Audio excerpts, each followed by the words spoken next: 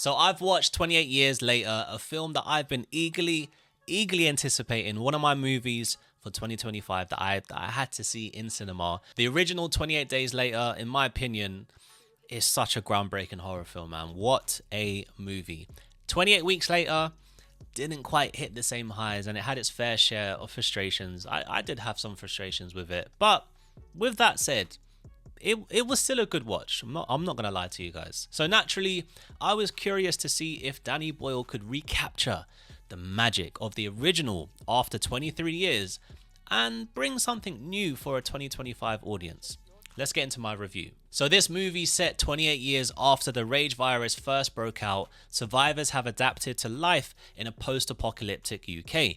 One such group lives on a small island linked to the mainland by a narrow, heavily guarded causeway. And when a father and son venture back onto the mainland, they uncover secrets, horrors, and glimpses of the world that's been left behind. What surprised me about this movie, guys, and pleasantly so, is how this movie didn't just rehash the past.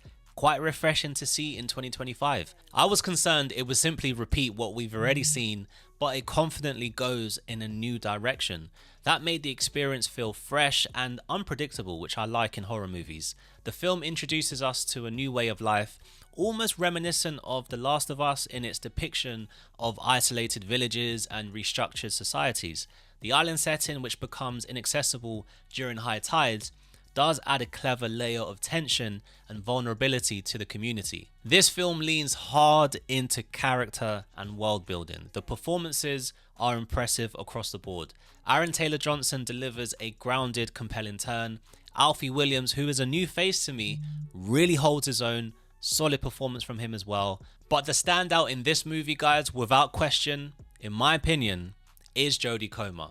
What a performance, man. She plays the mother of Spike, Williams' character, and brings such emotional depth to the role. Her journey is intense, powerful, and yet again, proves why she is one of the best actors working today. The cinematography deserves a shout out too. While some may find it divisive, I felt it amplified the anxiety and dread throughout the movie. Sharp cuts, unconventional angles, and a gritty visual tone made me constantly feel that no one, and I mean no one, was truly safe. There's also an action rig, you may have seen it online, an action rig used in the film made by a setup of multiple iPhones that created like a sort of bullet time effect. And it was so cool to see on the big screen. Really ambitious. And yeah, man, it enhanced the movie, and I really appreciated that they tried something new in this movie. Despite enjoying the film overall, I do have a few quirks with it. The movie is very contained, almost entirely set in one location. While that does serve the intimate character work, it does limit the scope and scale that the movie could have been. We mostly follow like 3, maybe 5 key characters throughout the film, and though others come and go, the world feels a bit too small at times. As a result, I was craving a bit more action and momentum. Also, there are certain plot elements, guys, that pulled me out the story. For a film that tries to remain grounded and somewhat believable, some choices felt a bit too convenient, and there is one in particular that just felt unrealistic. Lastly, this entry feels like the beginning of a larger story. Much like how the first Dune film felt, it clearly lays the groundwork for the sequel, 28 Years Later, The Bone Temple, which is due next year. And while that's exciting, it also means this film can feel a bit unfulfilling as a standalone experience. So my final thoughts on the movie. Danny Boyle has undeniably brought back that claustrophobic, unsettling energy that made 28 Days Later so iconic, just with a modern 2025 update.